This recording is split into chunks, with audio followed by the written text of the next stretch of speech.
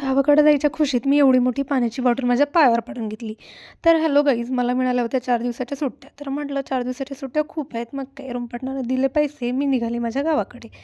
काल तर काय मला एकही बस भेटली नाही, त्यामुळे म्हटलं चला आज सकाळीच निघूया. ही प्रवासी आपापल्या गावाकडे जात होते, त्यांना बघून म्हटलं चला आपली बॅग पकडायची आणि आपणही निघायचं. मग काय एक बस येत होती, दुसरी बस जात होती, असा बसचा काय फेरा चालू होता. मी माझ्या बसची वाट बघत होते. कुठे प्रवासी उतरत होते तर कुठे चढत होते. मग काय थोड्या वेळात माझी गाडी आली आणि मी माझ्या गाडीमध्ये बसले. त्यानंतरचा माझा आनंद बघूच शकता. मग काय छान असे बाहेरचे नजारे पाहत मी माझा प्रवास करत होते. मनामध्ये एक आनंदाची लहर होती, कारण आपल्याला गावाकडं जायचे आणि गाव येणार फायनली. दिवाळीनंतर मी आता परत चालले होते.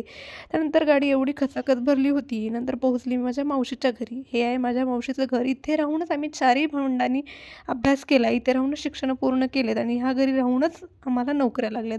माझी मावशी काका खूप प्रेमळ आहे. त्यानंतर माझी मावस बहीणही तिथं आली होती आणि तिची ही क्यूटशी मुलगी जी मला अशी मक्खन लावत होती, कारण तिला खायचं होतं माझ्याकडून चॉकलेट. मग मावशीचं आद्य करते म्हणून तिला चॉकलेट दिलं. एवढं चॉकलेट घेऊन एवढं खुश होतं. नंतर आम्ही सगळे मिळून गेलो पाणीपुरी खायला, कारण मला इथल्या पाणीपुरीची चव दुसरीकडे कुठेच मिळत नाही. म्हणून मी पोट भरून खाल्ली आणि त्यांना सगळ्यांना बाय करून मी निघाले माझ्या घरी. चला बाय, सबस्क्राईब करा.